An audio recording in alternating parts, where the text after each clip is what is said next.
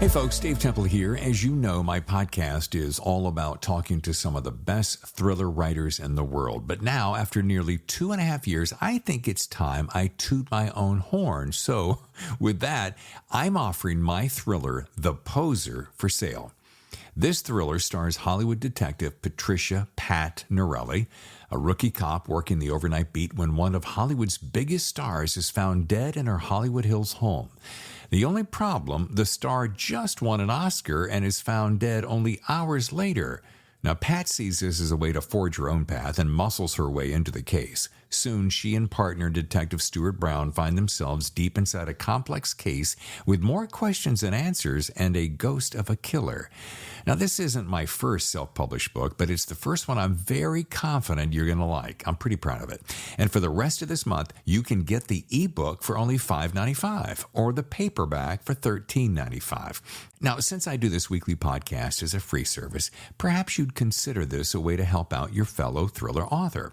Okay, here's the link, davidtemplebooks.com/books. Okay, there you'll see The Poser. Just click and you're on your way. Again, the link is davidtemplebooks.com/books. Otherwise, just head over to Amazon. Okay, thanks for your support, and now on with the show. Hello and Happy New Year. Excuse the mess behind me, but I am in the middle of cutting the latest edition of The Thriller Zone, now in Season 2. Man, I am so excited, and I thank you so much for supporting us through the beginning of a new podcast. You know, it's not easy work. It's a one-man show right now, and but you've been so great. Your support and your encouragement has been fantastic. Now, let me get to today's show. My special guest today is none other than the legendary Ace Atkins. Man, I've been trying to get him for a long time, and he's got a new book out called Bye Bye Baby, the latest Spenser novel in the Robert B. Parker series. He's also got a new one coming out in July called The Heathens, which we won't cover today's show, but we will come back for a reprised visit, I guess we can say. Also, we'll be talking about Quinn Colson and a whole lot more. But my favorite part is when we talk about beer and bourbon and books and barbecue. So do me a favor, strap in and get ready for a fantastic interview with a guy that is about as down to earth and nice as they come, Mr. Ace Atkins, right here on Season 2 of The Thriller Zone. Hey, good morning. Good morning to you. Apologies on the delay. It's been a while since I've done any calls, so I had to update my Zoom. I had to do a little short update. So no worries. Yeah. One of our friends who like to hang outside. I like that. Yeah. It's a nice day for a change. It's been kind of a dismal week, so it's a nice change of pace for sure. Nice. Is that a ding on your end or my end? That is on my end, and I'm going to try to get that damn thing off, man. And you're in? I'm in Oxford, Mississippi. Oxford, yes. I'm in San Diego. Oh, God, it's so ugly there. Just terrible, awful weather all the time. It is kind of a shame, Ace. We put up with it, you know. It's a tough call. It's a tough call. I actually have a nephew from Georgia who just graduated from college, and he said, screw it, I'm moving to San Diego. And he just pulled up stakes last year and moved to San Diego and is absolutely loving it. So cheers to you guys. As I'm sitting here in the dismal weather, which is probably terrible for you guys, but it's a good day for me. So cheers to that. Cheers. Yeah, it's we just got back from Colorado Springs, Denver area, where it was unusually warm. And then we're getting ready to head back. We're like, do we go today or tomorrow? And we looked at the weather and we'd go, oh, we're going today. And just as we left, this front came in and just dumped snow and ice and everything. So not good ski snow, like locked in your chateau kind of snow. Yeah, no, not my chateau anyway. Yeah, and so we got back here and we're like, there are two things we said as soon as we got here. We went to visit our kids and the grandkids, which are 10 months and 3 years. Nice. And I said to Tammy, my wife, I said, I've never been so glad to have a beer and see some football in my life. So was that the first order of business? Beer and football. That sounds beer and football, yeah. That's perfect. I love it. As I said, when you start quoting the lines in that cartoon that you've seen for the 400th time, you know it's time to go. I have kids that are out of the super young zone, and so I feel you. I know exactly how that is. Yeah. Well, Ace Atkins, welcome to the Thriller Zone. What an honor. Well, hey, it's great to be here. Thanks for having me on. Yeah, I'm telling you, it has been a long time in the making. You've been a busy guy, and I appreciate you carving out some time. My pleasure. We are going to get to this book, which is quite a page turner. Bye Bye Baby. It is part of the Robert B. Parker series, and we're going to get to that in a minute. But I wanted to just join in. First of all, there are going to be some of my listeners. We're celebrating our second season. We're about 7 months in. All right. And for those of us who are not familiar with Ace's work, we've got the New York Times best-selling series, Quinn Colson. We've got the Robert Parker Spencer series, Nick Travers series, as well as 4 standalone novels in his brilliant career. And I'm guessing, I'm going to go out on a limb here. I'm going to guess that with, 30 novels in your repertoire, nearly, you're not even close to kicking back and chilling out, are you, Ace? You know, I'm excited about new stories that I'm working on. This is unfortunately is going to be the last Spencer that I write. I've done 10 of them, and I've had a ball doing it. Robert Parker was one of my idols.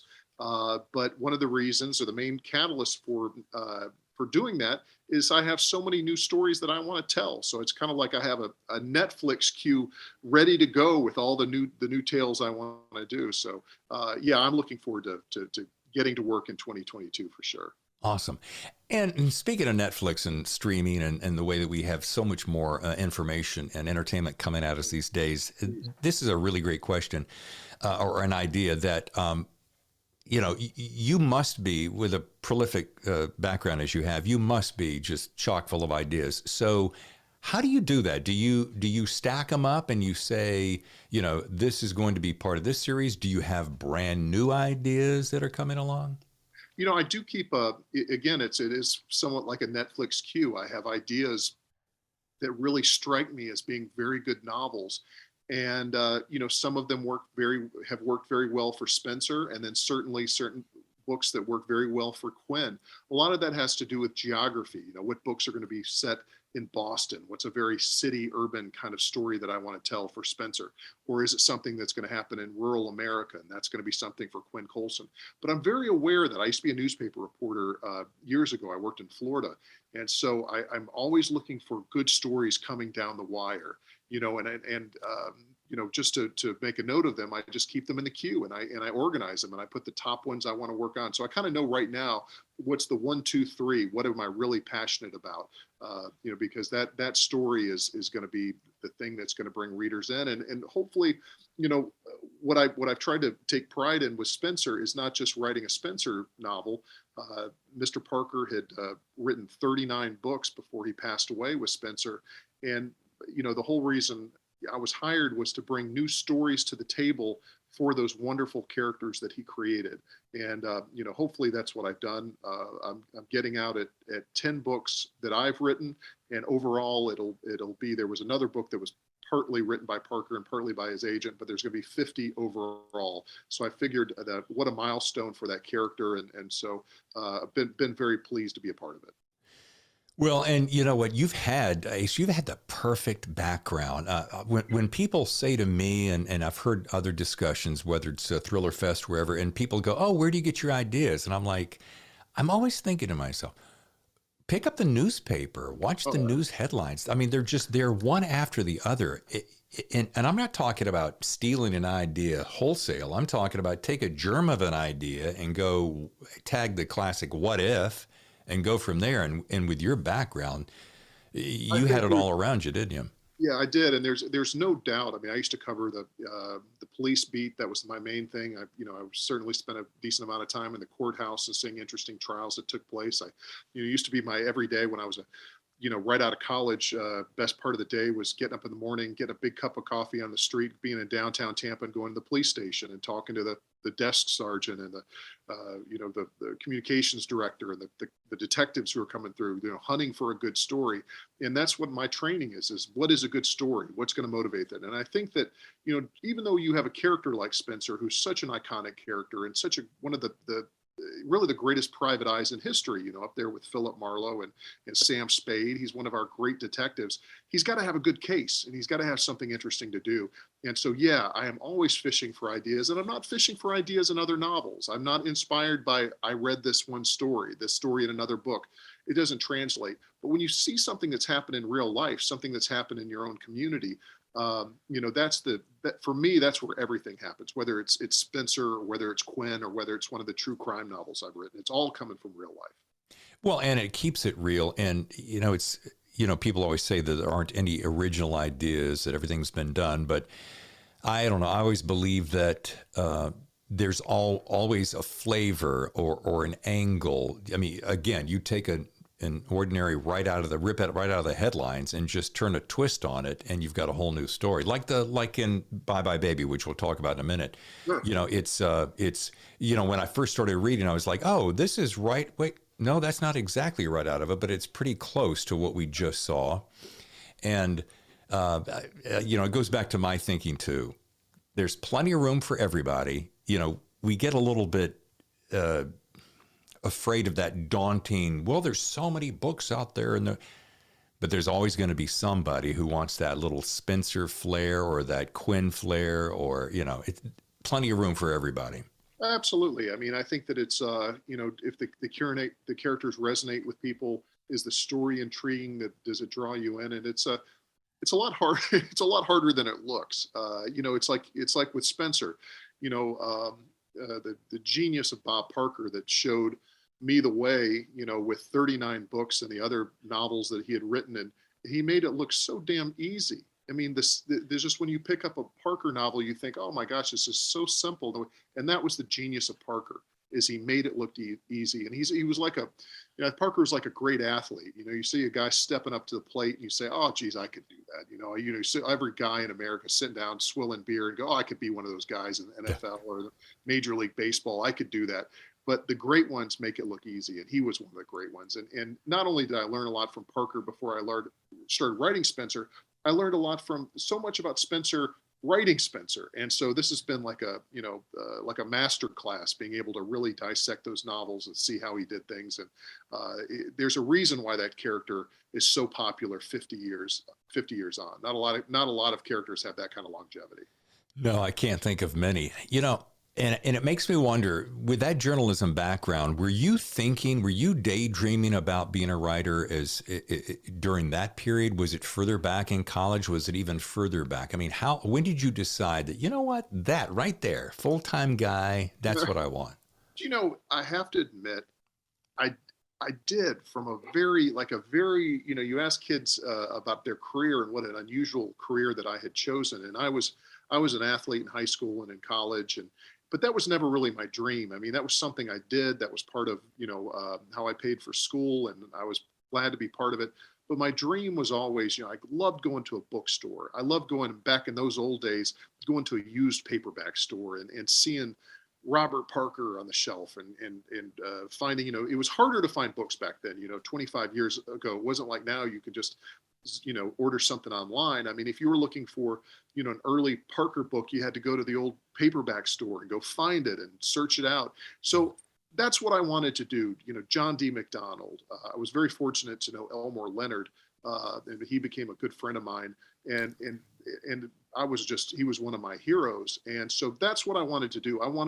That was the career that I wanted to have. So I knew that certainly, probably going back to high school, in college, and then the question of how do you do that? How does that really translate? You don't put in a resume to become a crime writer. And I think what I was really lacking, I knew the kind of stories I wanted to tell, but I didn't have good stories. I didn't have the life experience that Parker had. I didn't have the life experience that John D. McDonald had.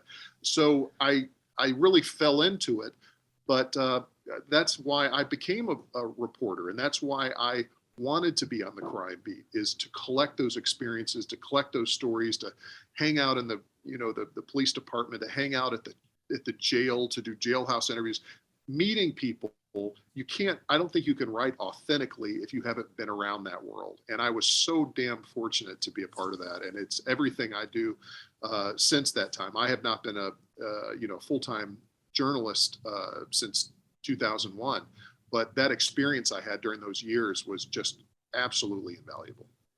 Okay, well, I got to admit, I'm a little distracted because you were former friends with one of my absolute heroes. How did you get to know and befriend Elmore Leonard, for crying out loud? Well, it's a good story. I'm glad you asked that because it's something that it sounds unbelievable. I got to know Elmore Leonard when I was in France. We were both on a book tour, book promotional tour, and also hitting a book festival that was in the south of France. I know this sounds just unbelievable. And he and his wife were there, and we spent time on the train together and at doing these press junkets. And it's so unusual in France when you do promotion for a book because people love writers. I mean, writers are much bigger celebrities than they are in America. And so when Elmore Leonard got off the train in the south of France, there was media meeting him there and pictures and flash bulbs going off and whatever. I mean, he was such a hero, wonderful man. We ended up striking up a correspondence, and he was very old school. So we did not email, we exchanged letters. And so I have some very treasured letters that came from him that were typed out, and he would send these. He was very generous. I was very young when I met him. I was still in my 20s, and I think he knew that I was very serious about making this career and could not have been more generous and more honest with his evaluation of my work, and I learned a lot from him. So he is one of the all-time greats and will always be one of the greatest crime writers ever. Wow, that is so fantastic. And so many questions come to mind. I'll try to keep them real pointed. Did you find yourself, because he has such a specific style, such a terse and tight style in both the Westerns and the more modern adaptations of stories, did you find yourself wanting to borrow a little bit of that, or did you take an essence of perhaps some of his instructions, since he was so generous with that, and incorporate it into your writing? I think one of the biggest things about his work that is so impressive is you don't notice him writing. Right. You don't notice him writing. And I think that there are many writers that you celebrate and you go, my God, what a sentence, and what a, florid over the top of the sunset and the moon and the stars and all that stuff. And I just thought that was just a bunch of bag of tricks. And it was unnecessary. And the whole thing was to immerse you into the novel and not to fall back on those writer tricks that a lot of writers really get pats on the back for being over the top. So what he taught me to do, and from reading my early novels, and he was generous enough to give blurbs, but I also on the side said, okay, all right, Mr. Leonard, I never called him Dutch or anything. I just called him Mr. Leonard. I said, what did you really think? And he said, well, I think you should do this. I think you should do that. But it mainly was his effortless style and the way you just did not even notice he was writing. And it goes back to one of his great rules of writing, which I always, anytime that I teach a creative fiction class or whatever, I pull out the Elmore Leonard rules of writing, which is, if it looks like writing, take it out. And it's hard to understand that, but after a while, I finally got it. And I think about that every day I sit down at the keyboard. Well, and I have to admit, the Bye Bye Baby, Parker in general, really kind of personifies that. And I haven't read tons of Parker. I probably read some of the early ones. But that's one of the things I so enjoy. And it's so funny. You're making me think of something, Ace. I had Meg Gardner, not to drop a name, but I had Meg on an early show. And I love Meg's style. And she's a very good friend of mine. She's wonderful. Oh, I adore her. And she has such a, if I use the word floral, it sounds a little off the center, but she has such a command of the English language. And I have often said to her, I'm like, babe, how in the world did you get that sentence with that word and so forth, which I love. And then I get to Spencer and Bye Bye Baby.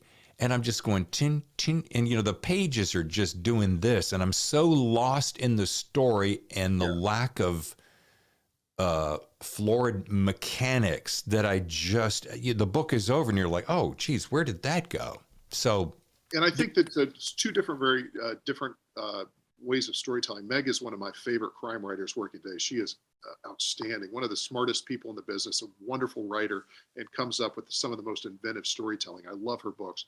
Parker, the way that the books, flow and read is very much a Parker type thing. And it's a very unusual thing. When I sit down, you'll see a lot more influence in Elmore Leonard with my Quinn Colson books. The Quinn Colson books are absolutely me and my style and the way that I write and the way I want to tell a story. But when I'm writing a Spencer book, I have the added layer of difficulty, which I'm writing it as the way Parker would have written this book. I'm not writing this. I'm not trying to put my own stamp on a Spencer book and saying, wow, that Ace Atkins, he changed up the way Spencer was done. The best compliment that I ever get from readers is there was a seamless transition into the new books. And it felt like after Bob wrote the book Six Kill, we rolled right into Lullaby. And there was not a change of business. There was not a change I felt. And so that's really what I wanted to accomplish. So I look at things very differently when I'm writing, I say my own books, but they are, when I'm writing a Quinn Colson book, that is my own book. No matter what I do when I'm writing a Spencer book, it's still Bob's book. And I would never write for anybody else. I would never have any interest in writing for another author. I just love the Spencer character. And it's just been a blast writing that thing. But I really come to it again with the added level of difficulty or layer of difficulty, which is to write it as Bob would have written, use the words Bob would have written, the pacing Bob would have used, all those kind of details. Well, so many questions are racing to my mind, so I'm going to get right to it. Do you recall the first Robert B. Parker book you read, and was it well prior to your being approached by his estate to carry on the torch? Absolutely. I mean, Bob Parker was the catalyst for me wanting to become a crime writer. For me really wanting to become a novelist. So I read, I think it was, oh my gosh, I'm trying to think, one of his early 80s books. Maybe it was Ceremony. I can't remember. And I really enjoyed it, but it didn't quite, I felt like there was a back story that I wasn't getting. And so I went back to the beginning, and I'm kind of a completist. I like to read everything. If I'm reading Ian Fleming, I want to start back at Casino Royale. I want to read everything and see the whole story. And Bob's story with Spencer is not necessarily a long arc. Usually the books are very self-contained, but you certainly gain a lot of knowledge about that character going back to the beginning. So again, I went back to a secondhand bookshop. I think at that time it may have been out of print or at least hard to find. Got a copy of Godwolf Manuscript, the original novel that was published almost 50 years ago now, and started that. And I just, oh my God, that novel just blew me away. And I said, this is what I want to do. This is the kind of story that I want to write. This is what I want to get into. And it led me to, becoming a crime reporter and hanging out with cops and, the crime beat, and then writing detective stories. And it was funny, Parker really, it wasn't the other way around. Parker led me to Hammett and Chandler. I read Parker before I read Hammett and Chandler. And then I read those guys that had influenced him and the whole story of the great American detective novel. So, we're going back to when I was a teenager, reading these books. And it was just to be able to come back around into my career and then to be able to write that character has been a thrill. Well, much my audience is made up of both established authors, whether it's traditional or self-published, but for those of whom have no idea what it's like, because when I was studying up on you, I was like, what would it be like? And this is, and you've kind of referenced it, but I want to see if I can get one more step specific. Can you share what it's like to step into and write as another author? You're not just borrowing cadence and minimalism. You're doing more, because have you ever acted, by the way, in school? Or no, but I've been around that world, so I know. Yes, I have very good friends that are I have friends that are actors that I like them so much I would never become an actor because I see the talent that they have. Okay, so the point being, a good actor can become this other character that they are not, and they do it with reckless abandon, no seams. You don't see it happening like the De Niro's and so forth. So I'm kind of wondering if it's anything like that to write as someone else. I think Does that it make sense? is. I think no, for sure, and I think that's a really terrific analogy. That's exactly when I am writing. I am writing in the voice and the style and the manner of Robert Parker. Again, from day one, I never had the idea of I'm going to put my personal stamp on this. I'm going to change nobody wants to see that. People want to see Spencer continue, and the books are first person, so you do have to get into that character. Of course, the joy of writing this character is that character has been so much a part of my life that I started that almost immediately. I remember when I was asked if I would contribute some pages to possibly starting to write Spencer, the editor, Chris Pepe, who had been Parker's editor for 20 odd years or more, Chris said, at this time I was already established crime writer. She said, "Do you want me to send you a box of Bob's books so you can get used to the style and what he wrote about?" And I said, "Chris," I said, "I've been reading his books since I was a kid." And I said, "I have every one of them on my shelf, first editions." I said, "I'm not only a Parker fan, I'm a completist as far as a book collector." I said, she said, "Well, when can you start?" I said, "I know that character so well, I can start tomorrow." And so there's so much about that character as I grew up that, our lives are very similar. I know what it's, we like to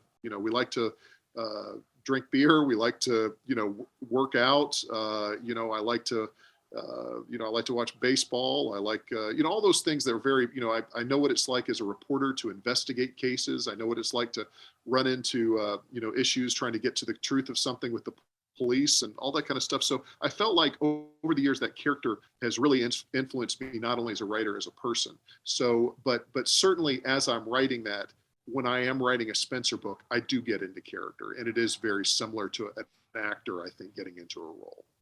Here's a great question that would be part of my rapid fire, which usually wraps up the show. And what is your process like? And I don't know why all writers want to ask other writers their process. It's probably the same way with sports or actors.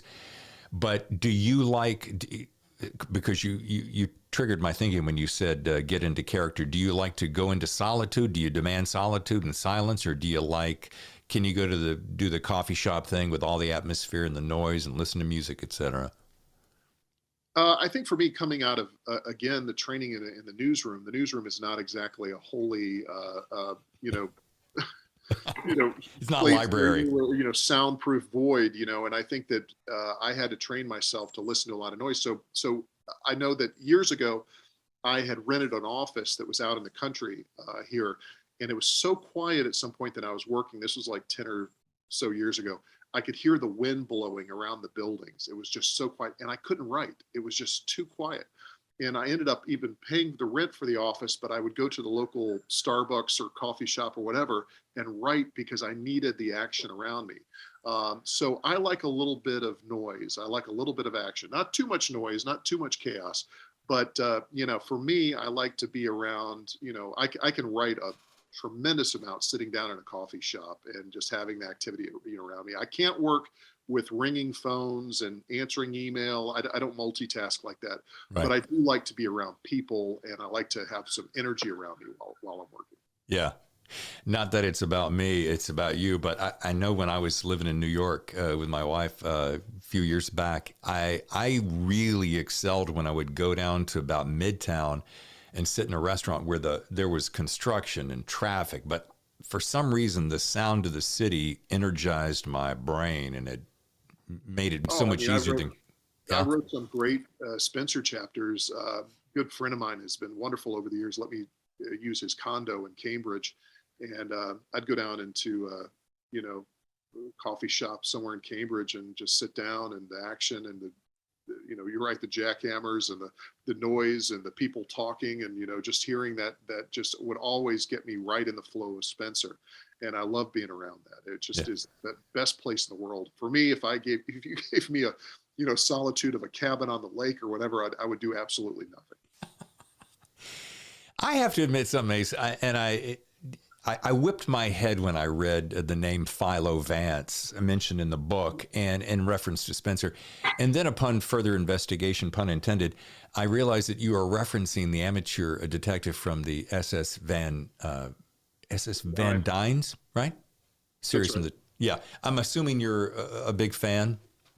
You know, I don't know those books that well, to be honest with you. I know those films with William Powell, and I kind of came to those films through his, you know, his Nick Charles and the Thin Man films, which I love, absolutely love, and of course I love that novel as well. But yeah, no, I am familiar, but probably more familiar with the early talkies that he was Philo Vance, and you know, that was kind of an interesting thing when I first started writing Spenser. It was kind of mentioned to me as maybe I shouldn't have such old references. Maybe I should be referencing new things, whatever. But Parker never did that. I mean, Parker easily would have mentioned Philo Vance, and that was not of his era. I mean, Parker, you know, was born in the 30s. I mean, he was just a child when a baby when these things were coming out. But he just had a love of, I think, classic Americana, whether it was detective novels or classic film or classic music or whatever. And I think that's what has contributed to the longevity of of those novels. Is there are cultural references and things that are just you know, distinctly 20th century American, and that's another thing that I wanted to keep going in the books. Yeah, and you know what? Here's a compliment. What I liked about those varied references throughout is that much like back to Meg Gardner, is it forces me to pick up a book or go to Wikipedia and drill down on it. And then what it does is it either reignites an old memory or it makes me research and dig further. So I actually get more of an education, as I did with this book, by just investigating some of those points. You know, that's such a Parker thing to do, which is just to give a throwaway line of a very obscure baseball player or, you know, a jazz artist that is seldom known, and just have a throwaway line of, you know, somebody doing this. And it does send you, what is he talking about? Of course, now it's much easier. When Bob was doing this in the 70s and 80s, you know, you really, sometimes he'd really leave you scratching your head because it wasn't easy to find out who the hell he was talking about. To the point that there was a guy that I think was a British writer published a book about 25 years ago that was simply just the obscure references in Spenser novels. And so it's called the Spenser Companion. And so when you're reading early Spensers, it's kind of a hard book to find, but he would have a little reference guide of exactly what the hell Bob was talking about. Now we can just Google it, but I think he really delighted at just throwing those little jokes out there. He had a very sly, very funny, very you know, very terrific. Just he had a wonderful sense of humor. Yeah. Well, I'll be researching that one. The one-liners that end up being in this book that I truly adore is one of my favorite things, and which is why when you're writing the Spenser novels, I take notes constantly about particular lines that I like. And if you don't mind, I'd like to read just a couple that just had me falling on the floor. Oh, please. Here's one. Farrell's face turned red, and he invited me back, although it appeared he'd rather eat a buffet of glass than spend more time with me.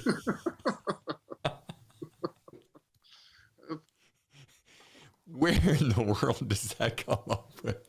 I think, you know, I think that it goes back to, I think that type of, you know, those little one-off lines are certainly in the spirit of Raymond Chandler. And yeah, you know, Chandler had those, you know, I'm not in any way is that, you know, to the great level of Chandler, but I think that that's all what we're trying to go for. I think that that's what certainly got Bob influenced. There would be no Spenser without Philip Marlowe. And that world weariness is such a part of the classic detective novel. It has to be in there, and hopefully gives you a little laugh. I think that's why. I think that's the longevity of Chandler, and I think that's the longevity of Parker. Is if it gives you a laugh and a smile, and it's not about darkness and gloom. And I think especially during these days, which have been tough on everybody, whatever, it's hard for me to read a book that doesn't make me laugh. And I think that's why, going back to our you know, conversation earlier about Elmore Leonard, is God, you just love those books because they're so much fun. You know, they just always would make you laugh. Here's another one. I had to read it twice because I enjoyed it so much. One character says to Spencer, "You don't talk much, do you?" He says, "Never say anything that doesn't improve the silence." That's good enough of itself. However, Rosen said, "You always keep to that?" To which he responds, "Yeah, but it's tough. I have so many interesting things to say." There was one of the real wonderful assets when I first started writing Spencer was getting to know the people in Parker's inner circle. And when Bob passed away, the people that were around him had been such a part of his team for a long time. And I meant his support team, including his Joan Parker, who became a great friend of mine and was one of the funniest women I've ever met in my life. And also a man named Mel Farman. And Mel was Bob's best friend for over 50 years. And before I would start writing a Spencer book, I'd go up there and hang out with Mel. And that sounds like something Mel would say. That's kind of that kind of edge, that kind of wry, kind of offhand humor. I think Bob and Mel used to just riff on each other at a bar. And Mel really helped kind of set that tone, I think, for the books. And he just recently passed away. And I was so grateful in fact, he's one of the people that the book is dedicated to. And I was so grateful to have him and Joan, who really, I think, it helped me get that tone that was right for the books. You make a real interesting point. It's the same way I feel with Hawk, in between Spencer and Hawk. Feels like you're eavesdropping on two guys, two good friends, hanging out at a bar, just trying to one up each other with great, slappy lines. All right, I'm going to do one more because the little asides sprinkled in among the scene setups and the dialogue runs are just priceless. So, Glass says, "Holy hell, Spencer, does the coffee maker always make that slurping noise?" To which he responds, "Only when it's happy." And, it's those moments where you're going down a trail and there's something serious happening. But back to your point, those little asides sprinkled in do something to the reader that kind of, you're getting this little momentary respite of, okay, there is humor in everything because we do that as humans, right? It isn't all just gloom and doom, etc. Anyway, love that. I think going back to, again, I keep on talking about the newsroom, but I think that, to be able to survive in the newsroom and the newspaper back in the old days, you had to have kind of what a friend of mine called gallows humor. And I think that if you took everything in that was happening, you would just go absolutely nuts.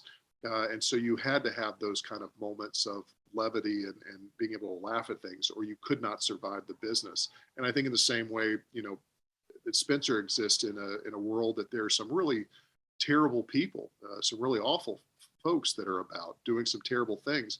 You have to have something about that to keep your sanity. And I think that's a good lesson for us all. Yeah. And along a similar line, speaking of the sexual tension, innuendo, and so forth, the playfulness between he and his girlfriend is so well done. It's just enough to tantalize because it's going to happen, but you don't spend any great time with it. And I kind of like that in this day and era of everybody kind of overdoing everything. And I'm a guy that, has his fair share of overdoing, but there's something about that just kind of a wink and a nudge. And I think that's all Parker. That's something that I'm just kind of that's something I'm carrying over from his style and his books, which is that playful banter and that innuendo, and that's just very, very Parker-esque. Yeah. Now, I'd like to take a second, Ace, if you don't mind, because I'm going to flash this up on the screen for my YouTube viewers. For those who would like to catch up on the series, I'd like to mention all 10 besides Bye Bye Baby. There's Someone to Watch Over Me, Angel Eyes, Old Black Magic, Little White Lies, Slow Burn, Kickback, Cheap Shot, Wonderland, and Lullaby. If you, listener, viewer, like I and like Ace, like to go back and what's the phrase you used about completion, continuation? I can't remember. I'm sure it was a great Yeah, it was brilliant. Being a completist or That's something. It, being a completist. If you want to be a completist like us big boys, then you want to go back and read them all. Now, I do want to ask you, I want to get on to Quinn in just a second, but my last thing is, what was your favorite thing, especially now that we know that you're going to say goodbye to Spenser? What was your favorite thing about being Spenser, and what will you miss most about him? I think the number one thing was getting to know the people that were part of Bob's life. Getting to become friends with Joan Parker was just fantastic. She was so supportive from the beginning.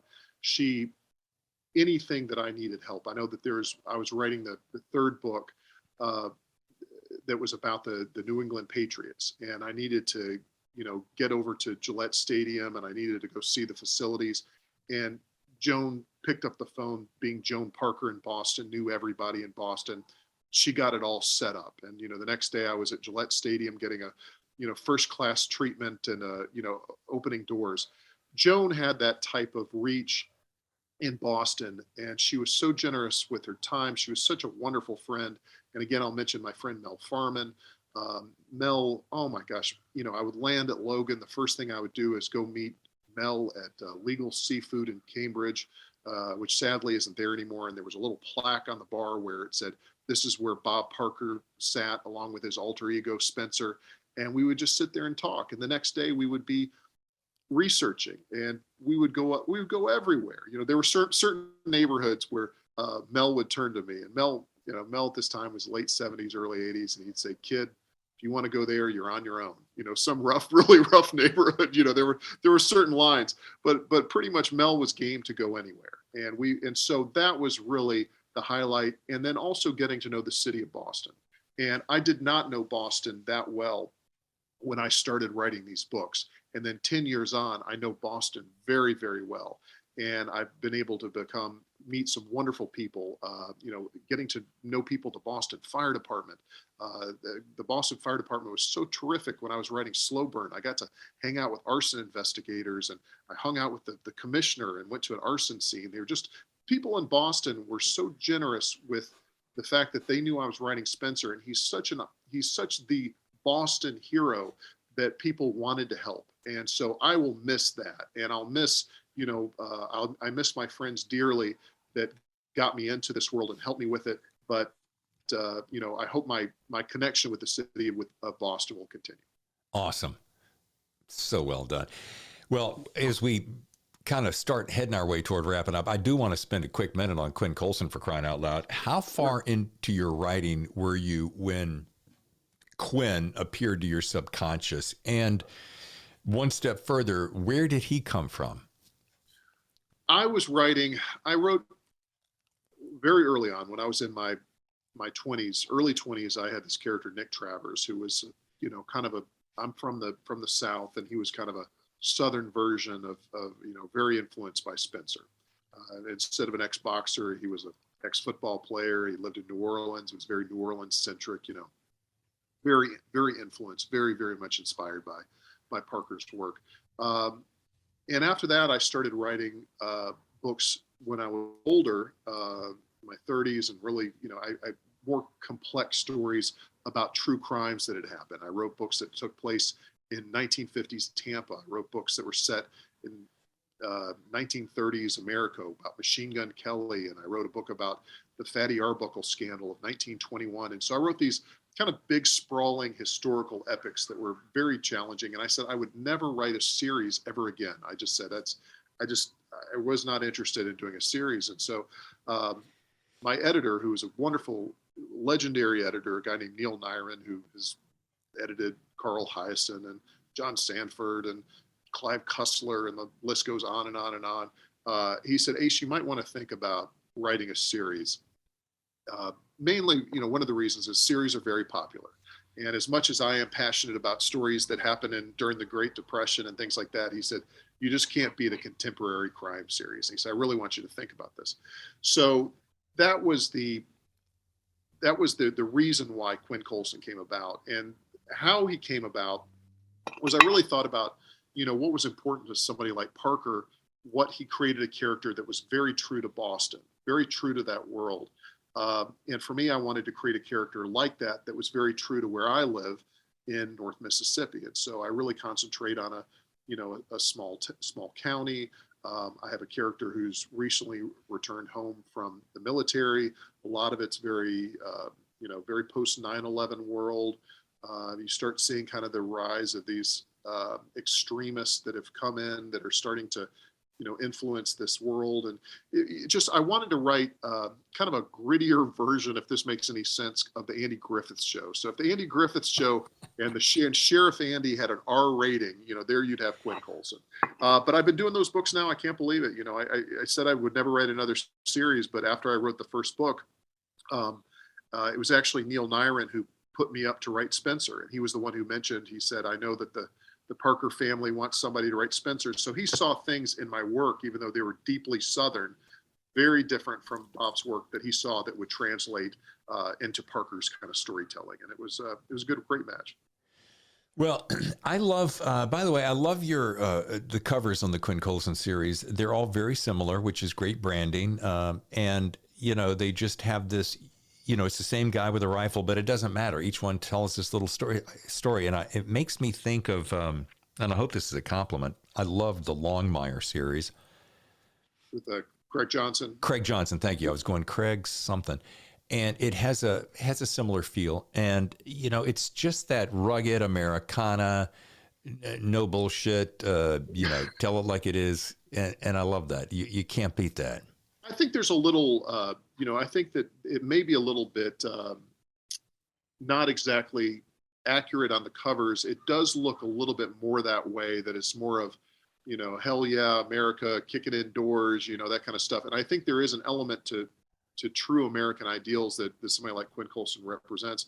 But there's a tremendous amount of discussion about the really ugly underbelly in America that's going on right now.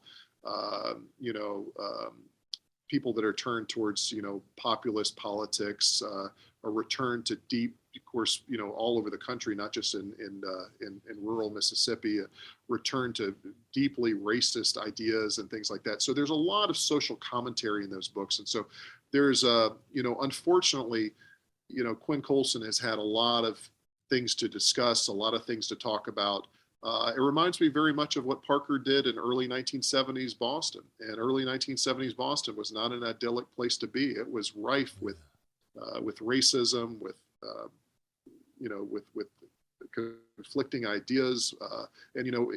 It's funny to think about, but at the time Parker created Spencer, the idea of having a best friend who is Black in Boston was a very radical idea. And I think we're kind of used to now seeing buddy films with a team up of whites and with a white hero and a Black hero, that kind of thing.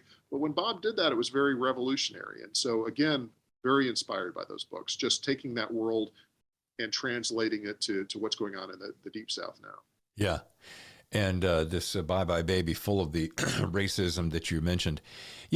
I have an interesting observation, Ace, as we begin to wrap it up. And I found that when I would lay this book aside, and it took me just a couple of days to get through it, but when I would lay it aside to go do other stuff, when I returned, I hope this makes sense, I felt like I was rejoining an old friend, like when I would get together with a buddy for a beer and a conversation. And very few books do that to me. I read a lot of books for the show, and then there are a lot of books I read for myself, but there are very few books that come along that impress me that way, that you're just like, wow, I can pick it back up again, and there's my pal Spencer, and let's just go through the day together. I think that's what, again, creates or what has contributed to the longevity of this series. People connect to this character, and they, in some ways, I think he makes them feel better about living in a very ugly, sordid world.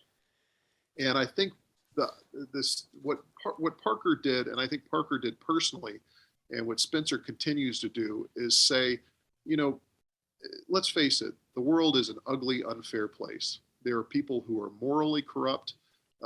There is racism. There's dissension. There is greed. People are just that way. But it doesn't have to influence who I am. I can still be a moral, decent person in this very, very ugly world. And I think that that type of story, that type of hero probably means more today than ever before. And I think that that's why that character will continue on, and other characters who, I think that's one of the big draws of crime fiction, which goes back to Hammett, goes back to Chandler, is somebody, walking down that darkened alley and not letting them affect them. And I think that that's hopefully a lesson we can all take from crime fiction. Yeah. And this is going to seem like an odd juxtaposition because you're talking about the darkness of crime, but I don't, and it's an admission of my own here. I don't think I've ever been as jealous of someone's quippy dialogue as I have been yours since probably Lawrence Block's Bernie Rodenbach character. If you're familiar, that's a high compliment. Lawrence Block is one of our living legends, one of the absolute greats. Parker said himself what he liked about. They said, how do you come up with that quippy lines, those great lines? And he said, Spencer is the kind of guy that comes up with the line that you think about 5 minutes later. And that's the joy of being, you wish at that moment that somebody you come across, you came up with that perfect line, and you do come up with it 5 to 10 minutes later. And that's the joy of being the writer, is we can go get a cup of coffee and come back, and that line is still available, and we still can put it in the book. Yeah. Awesome. Well, Ace, as we get to wrap things up here, we do this one thing called rapid fire questions. Really quite harmless. It's not going to hurt at all. And it's just to kind of get stuff off the top of your head. If you still got another minute or two. Of course. What is one gadget or tool that you just simply can't live without? Bottle opener. Nice. Beef or pork ribs on the barbecue? Oh man, that's a tough one. I'm from around Memphis. I got to say pork.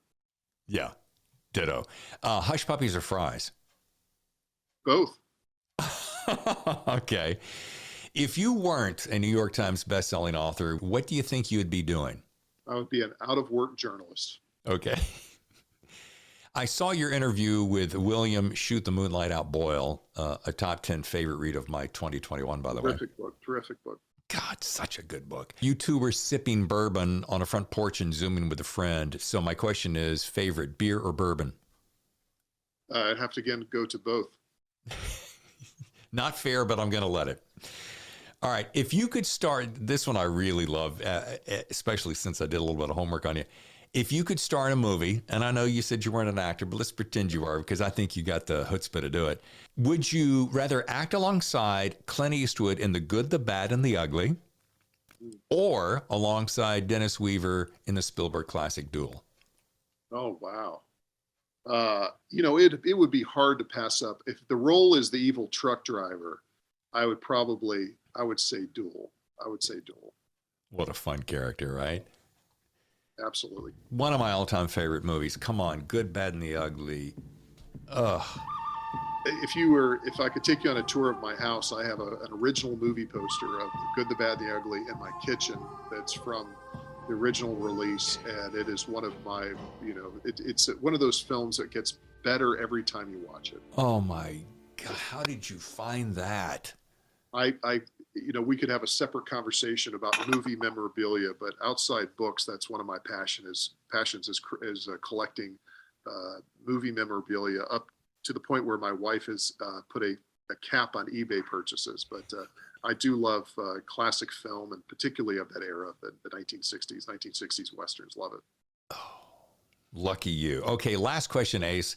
If you could sit down and have a beer and or bourbon or both with one person whom you've never met, alive or otherwise, who would it be and why? I think, probably we would, going back to Spencer and to Parker and what I do and what he did and whatever, is I think I would have liked to have hung out with Raymond Chandler.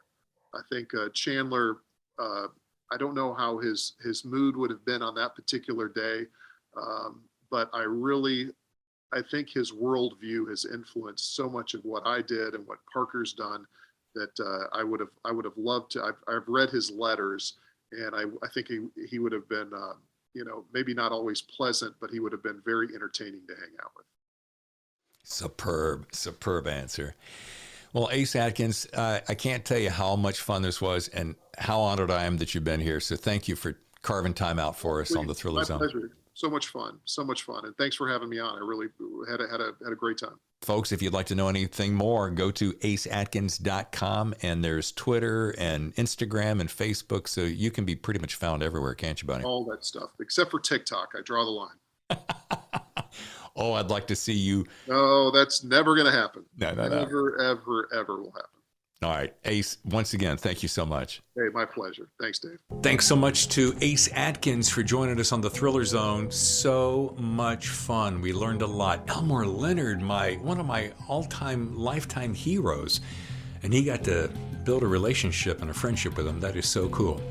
All right. Hey, listen, let me do this because we're doing it on the fly.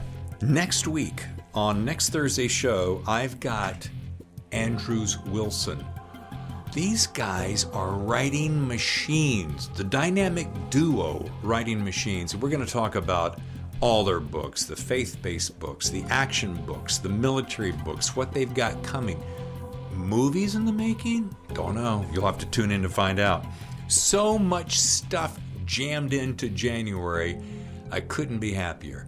Thank you once again. And do me a favor, stop by thethrillerzone.com, leave us a review, leave us some comments, sign up if you'd like to be on the show, and of course go over to YouTube at youtube.com/David Temple Author. Yes, I'm still trying to get 100 subscribers, and we can change that to the Thriller Zone. Thanks, YouTube. But do me a favor and just swing on by, subscribe, hit the bell, all that good stuff, to stay tuned to more in January and the year to come in Season 2. I'm David Temple. We'll see you next time on the Thriller Zone.